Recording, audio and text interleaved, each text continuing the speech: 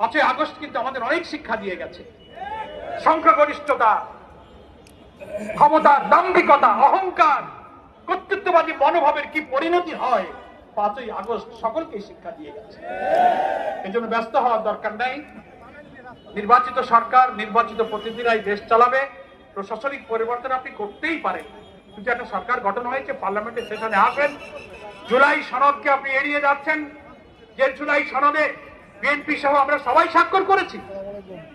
জুলাই চার্টারের দক্ষিণ প্লাজা যে স্বাক্ষরটা করা হয়েছে, ওই সনদে খুলে দেখবেন স্বাক্ষর করেছেন এবং আমরা যে অঙ্গীকার করেছি 1, 2, 3 করে যে পয়েন্টগুলো আছে, তার 2 এবং 3 নম্বর পয়েন্টে পরিষ্কার বলা আছে আমরা স্বাক্ষরকারী দলগুলো জুলাই সনদে ঐক্যমত হওয়া সংস্কারের সব প্রস্তাবগুলো আমরা বাস্তবায়নের জন্য অঙ্গীকার করলাম।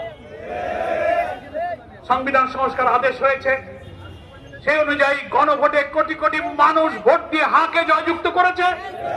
আপনি সেই গণভোটকে উপেক্ষা করার জন্য কৌশলের আশ্রয় নিয়ে আদালতে রিট করে আপনি আদালতের গাড়ি বন্দুক রেখে জনগণের রায়কে আপনি ফায়ার করার চেষ্টা করছেন। আপনি সেই পথে চলে গেছেন। এখন আপনি পার্লামেন্টে এসে